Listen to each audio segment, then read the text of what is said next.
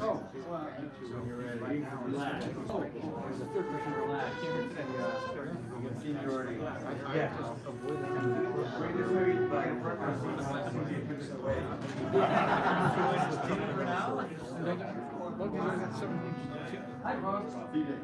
We have nothing very specific planned right now. We could take some questions or talk about old times or anything you guys want to hear about. Or not. Or you can ask CJ questions. Come on. If anyone wants to know. Well, Tom was saying the last time he saw the synthesizer was 46 years ago, and that's when I bought it. So that's pretty special. Well, and actually, in this era, Tom, you were doing this with every one of them. I mean, you were picking up each unit, testing every unit. Every spot, every switch. Probably be more like, oh, yeah. 77? Yeah. Yeah. Did it came with the programmer originally? Yes. Yeah, so there's 70s, no, 70s. The 4-bush was 75 and the programmer was 76. What was the most challenging thing in developing this that you had to overcome and figure out? Is there anything particular that stood out? Like, thank God we figured out how to do something that was challenging? Well, no. The design of this was, first of all, the reason this unit exists and pretty much everything else that's mine in this room is from 70 to 75 I built pedals that were sold under the Maestro label. Ring modular, phase shifter, there's a couple more out there. And that was my business. And my side business for a couple of years, from 72 to 74, was I was the first art dealer in Los Angeles. And got this idea to make a synthesizer module that would add on to the 2600 or Odyssey or Mini Mode, and kind of give a few more options, because both the 2600 and the Mini Mode were 4 full filters only, and so I used a 2-pole filter that had both a low pass, high pass, and notch response. That's why it's called a synthesizer expander module. It can expand the capability of an existing monophonic synthesizer. So in these, when I got this phone call from this guy at the Chicago company who was buying all my pedals, that they were canceling all my orders, I had to do something. I had the SEM already because I'd done that actually in 74. I knew that Dave Rossum of Lemia Systems had developed a digital scanning keyboard, so I called him up, asked if I could like his design, and got some help from Jim Cooper of J.L. Cooper on it, and we started. So it's pretty straightforward. The development was straightforward, except that I got the phone call in January 25th, 1975, and at the Summer NAMM show in Chicago in 1975 in June, I showed the prototype. So I think the rush of getting it out for the NAMM show was a challenge more than anything else. Right. So when it was first designed in 1975, to program it, you literally had to change every knob, every switch, or, well, at least many of the 80 pots and, I don't know, about 30 switches to get a new pack. So it was a real monster to use. I think a lot of people that thought it either had a technician to tune it, or also did not tune, so you had to tune the oscillator. and I think that in a lot of cases, Oh. in a lot of cases, people that use it had somebody they changed the patch, but I think in live performances probably was rarely changed patches, and it probably just got one patch and used it. A year later, though, I did develop what I called a programmer that allowed certain parameters to be programmed, only a few. Like globally for all the modules, I mean. Yeah, it was the same, it wasn't multi-channel, no.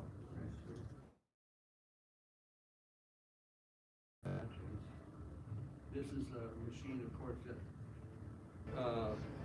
definitely preceded the development of inexpensive microprocessors that would allow all kinds of things like programming. And, But you could program each module separately. but you certainly could program That's what every these every eight- parameter separately. These 8 switches are for each of the modules, which I only have 4. You have to pull it down to write it, pull it down to write that one. Oh, you're right. Pull it down to write that one, That's pull it right. down to write that I'm one. sorry, of course, it was, So in that sense, it was multi-channel. it could be multi-channel. Things went really well. The prototype, which is over here somewhere. Yeah, I saw. Which when I took to the NAMM show a couple of months after the NAMM show, a friend of mine, named Stevie Wonder, said, "Let's go see Stevie Wonder. He's recording in Hollywood," so we took it over to his studio and put it down next to the Yamaha Monster GX1 or whatever. And he came over and played it and said, "Can I buy it?" And it's not this unit, but the one over there that got little braille plastic labels on it. That's the last time I saw that unit. But there are a lot of nice records made with this. Some of you have heard this story, but I met Joe Zalmanul of Weather Report in the earlier 70s when he was playing with Cannonball Adderley, because he had a ring modulator, and we talked about it.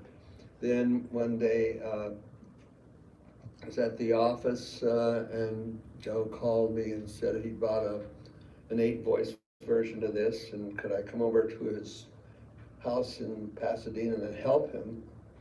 And I went over there, and being the dumb engineer, I sat down with him. We talked about VCOs and VCFs and low pass and resonance and attack times, and I knew it was just going right over his head.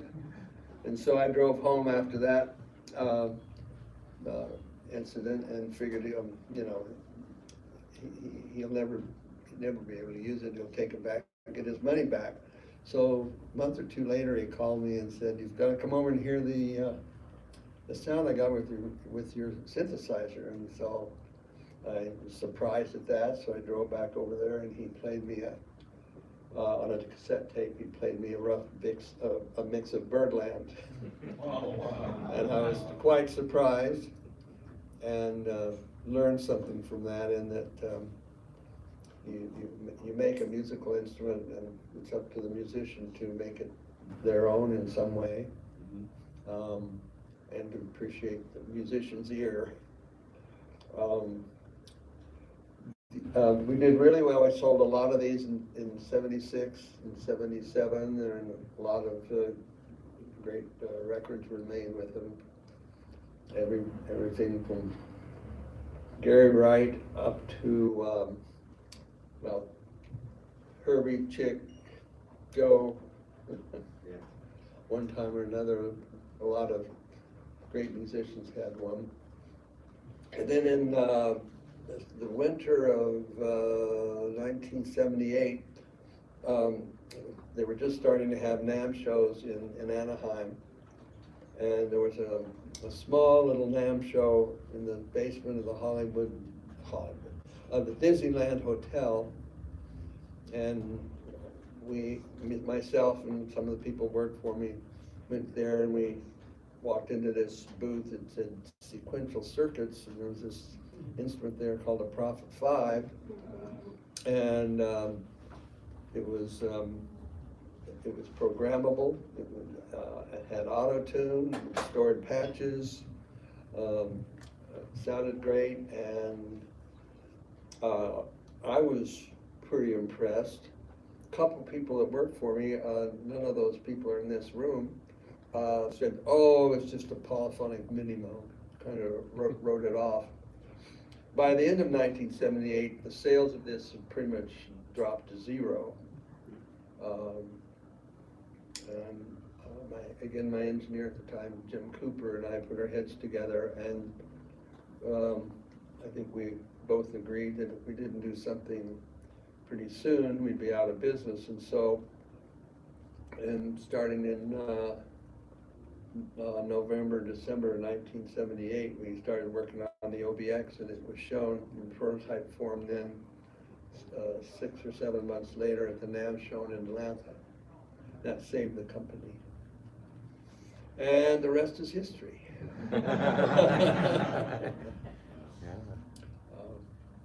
OBX, OBXA, OB8, Matrix 12, Expander, a few other little goodies along the way.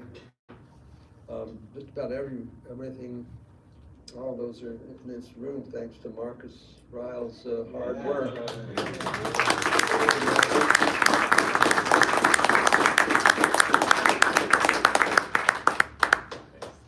So, anyone have any other questions?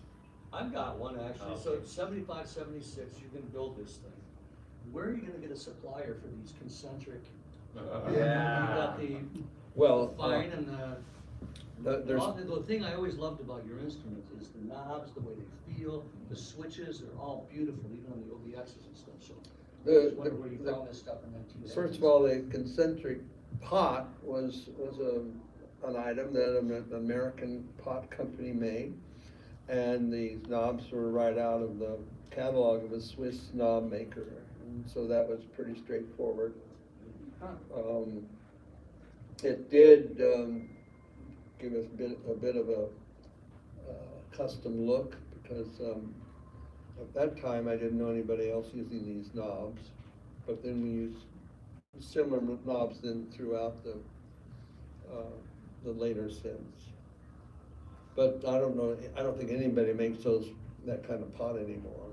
They don't, I can assure you. So it's high and low. And high and low, and those, I mean, if you ever get a chance to see inside it, it's a 10-turn pot, but you see the outer part move, the top part moves 10 times faster than the outer part. It's a mechanical. It's got little ball bearings in Little it. ball bearings in there. Wow. Yeah. It just feels so good. It feels awesome, right? I heard a story about somebody using one of these, and they got it all tuned up, because you had to tune all 8 oscillators before the show. And they went backstage, and the curtain closed, and ladies and gentlemen, and the curtain goes.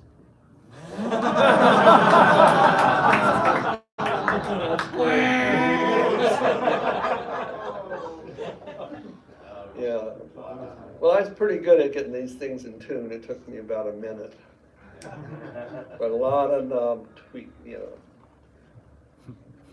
Tom, So- did you ever imagine when you were building these that 45 years later, It you was, would be so excited and so interested?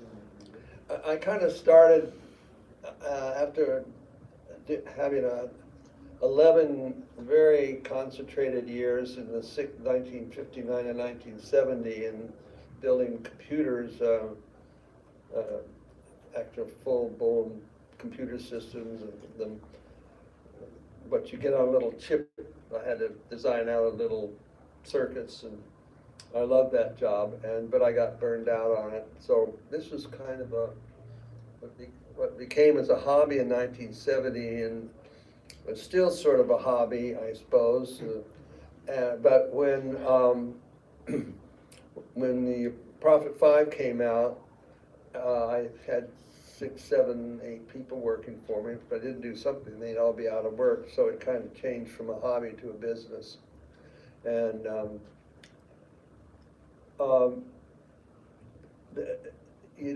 we put all these instruments in this room, and it's kind of like, well, yeah, they're Oberheims, they're all pretty much the same, but each model from from the SEM to the 4-voice, 8-voice, to the OBX, the OBX8, the OB8, the expander matrix 12, etc., were largely determined by what they were largely determined by the technology at the time. So just chips came out. Of course, a lot of people heard of the Curtis chips that were used in the later Oberheims and sequential, as well as 20 or 30 other synth companies. That was a new thing. But so it was more. I think as I built these, and then the people that worked with me built these, we thought of things we'd like to do, and when technology allowed us to do it, we did it, and so they just grew. But it was largely driven by the technology at the time. So. One of the things I wanted to say about the synthesizer that's unlike any other that I can think of is it's 4 discrete synthesizers. Right. So if you've got an OBX8 or an OB8, it's literally this spread out across one dashboard. But you have 4 separate synthesizers here. This can have a band pass, this can have a low pass. You can put them in unison together, you can cycle them across, or play a chord, and each one is a different tone, like an orchestra. So there's nothing that sounds like this, period. Am I wrong? You are not wrong. CJ's never wrong. But that's part of the thing in Birdland, is there's some band pass stuff going on in those chords. However, there was one problem with that I had to explain to people over and over and over again, is it's not an organ. And what I mean by that is you press a key here. Of course, you can play a 10-note chord on this, and obviously only 4 notes are going to play. Well, the question is, what notes are going to play, or what SEMs are going to play? And so there's been a lot of thought given to, you press a key or you press a chord. Well, where do you assign those 3 notes? To which modules. And although I didn't have a chance to spend a lot of time with Bob Moog, because he was in New York, I was in LA, met him at NAMM shows, but I did have an opportunity to have a one-on-one with Bob in Boston one night, and in the early days of my career, not before this thing, and we got reasonably drunk and had a good time. And he said, well, I said, do you ever think about making some kind of a polyphonic machine? And I hadn't got the idea for this yet. He says that it's impossible to make a polyphonic synthesizer. And I think the thing that led him to say that is you cannot totally, with no problems, design that's what's truly a synthesizer that has fewer voices and keys. And people have tried some different schemes. But if you're going to program these, I'm not talking about this specific machine, maybe there's probably been machines somewhere that did this job better than this, but if you want to program this to have, let's say, high instrument, mid instrument, low instrument, there's no way you can, from a black and white keyboard that is truly a synthesizer, not an organ, transmit a specific note to a specific SEM. we did a few things to make it a little easier. You could split the keyboard and play some up on the upper part of the keyboard, and everybody does that to some extent now. But in a general sense, you can't solve, that problem is not solvable. Unless, of course, you had an SEM for every node, which is what they tried on the Polymoog. But the Polymoog was only modestly successful because the Moog company, after Bob, I think it was after Bob, had a semiconductor company make a kind of a rough synthesizer on a chip, but it wasn't a very good. There are a lot of people that have Polymoogs, they loved them, but it was basically a chip that didn't really make a very good synthesizer, but note by note. And it didn't even have an oscillator on it, so the oscillators were organ chips. But that problem isn't universally solvable, and it was tried. But You need a bigger case. Well, it's just, you have to remember, today we appreciate the, each SEM being different and the slight differences in tuning and everything, and that's what makes it all sound wonderful. At the time, it was a headache, right? We felt there was a problem we're supposed to try to solve. So the auto-tuning capability kept improving. And of the OB family is just kind of common lore that people say, well, the OB8, yeah, it's the most reliable, but it doesn't sound as good as the other ones. But the OB8 has the exact same voice circuitry as an OBXA, but what it does have is much better tuning than the other ones. And it's true, if you tune an analog synthesizer too well, you can actually properly updated OB8, you can put it in unison and have it tuned well enough that you play a single note and the 16 oscillators sound like one oscillator. Who wants that? Right? Fortunately, we realized it as we were developing the OB8, that it's too good, so there was a voice detune feature on page 2. So for folks though that didn't discover that, they thought it sounded a little too clinical. So.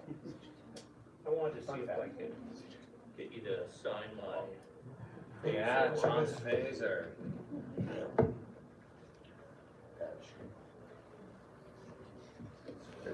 Way to hold it.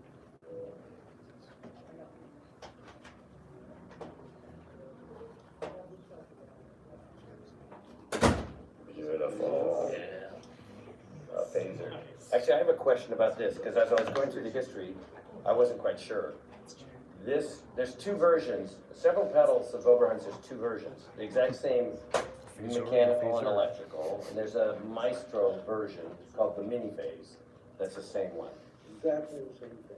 Now, I don't know if I have the chronology right, but I know that the big phaser came out first for Maestro. Well, the ring modulator was Oberheim first, and then Norland did that version. You did that for them as Maestro. And then the phase shifter was only Maestro, the big one. There was never an Oberheim version. And then there was a VCF pedal and the phaser pedal, which probably came out about the same time. Did those come out for Maestro, and did the Oberheim versions only come out because Maestro had canceled the orders? I had or, these. or these were first? The first one was the Maestro, and they looked exactly like this. It did exactly the same piece of metal work. When they came out in like 72 or 3, and then it was in 75, they canceled the orders, and I quickly repainted her.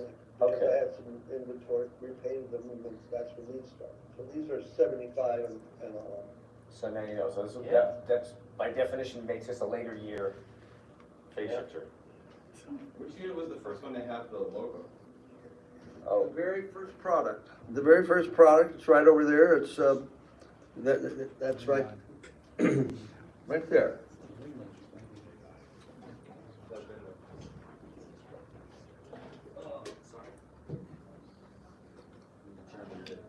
Who did that logo? That logo was done by a guy in LA who I never actually met, who was a young artist, and it was in the days of the trucking note thing that, what's his name had done. And so there was a lot of advertising art that was sort of this comic art. And when Almost be like a Disney character. when Mr. Natural. You see the keep on trucking guy? Yeah, totally. when I first talked to Norland about they want to make a maestro version of this in 70 or 70, I guess. They didn't want those graphics, it was too extreme for them, so we did used black and silver. Yeah, the Maestro version's a bit more conservative. Yeah. And it's tough because they're all like your kids, but do you have a favorite of all the products that you've created that's like, I'm the most proud of? Yeah, what we accomplished? I love the looks of that. I love this because best sounding synth ever.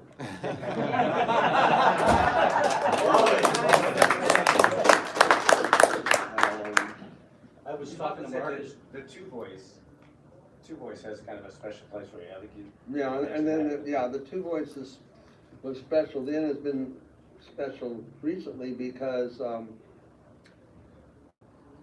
after doing some interesting jobs outside of music in the 1990s, late 80s and 90s, and then I got back into business briefly, in the 2000s, but I made some more SEMs and some more two voices, an updated two voice in around 2015, and I have to say that maybe the new two voice is my baby more than anything else. But unfortunately, I had manufacturing problems, let's say, and only 365 were ever built. And the OB8s? How many? No, where are they on your list of favorites? Because they got a lot of recognition, obviously, your job is that. You know, I have a certain love for all three of them, the OBX, OBXA, OB8, and they're all, everyone has things I liked and things I didn't like. So when this OBXA idea came to fruition, I was very pleased with that. and Tom Sawyer's sound was done on which one? That was one of these, Oh, cool. How about that? pretty sure. It was, Mark? it's right, the I mean, Getty had 8 voice, I don't know if you guys have seen pictures of this amazing Yeah. custom module with the mini Moog and the 8 voice dual manual, but I think that might have been the OBX. At Could have that time. been, It was yeah. right on the edge of the two, I know when they toured with it, it was OBX by then. Yeah, I mean, I think the the thing record is- would have to be, yeah. The good news is, I mean, the OBX and the 4 voice, the 8 voice, it's the exact same filter, that low pass resonance. It's not like the two would sound different, it's the exact same circuit. But that Just Tom different Sawyer box. sound, if that was done on this, and unless it absolutely perfectly tuned, it wouldn't have sounded like that, I think. That was different. You know, you would have heard kind of a nice fuzzy spread of many different frequencies. That's the key, that's, if people have trouble recreating that, you wanna recreate that on a plugin, you've gotta put all the imperfections back in. Because the reason it sounds so amazing is that the filters are simply not aligned. They're all sweeping down, but they're in different places, and you get this wonderful.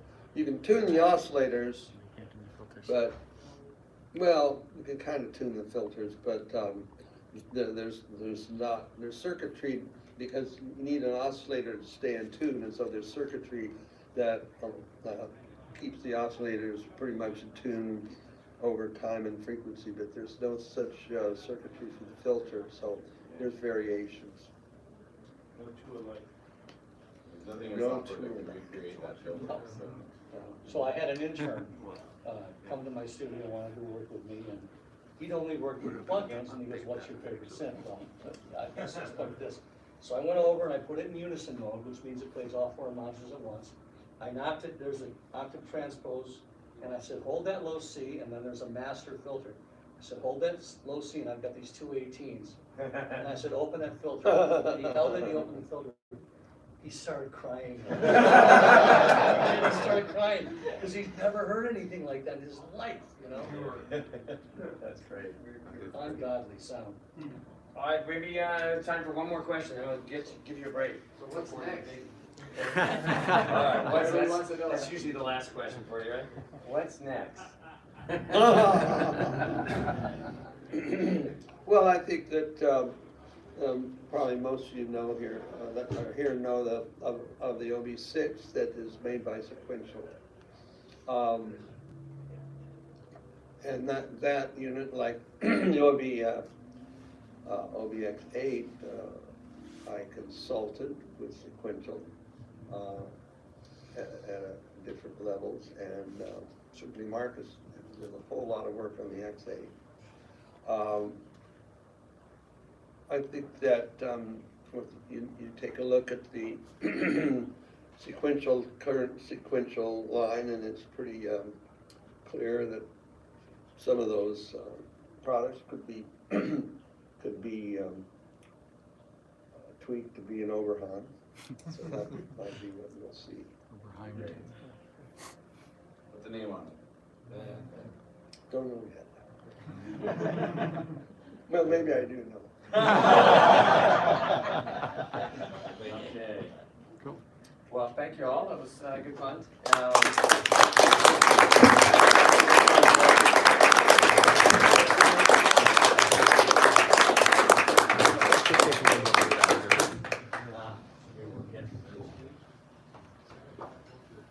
Thank you.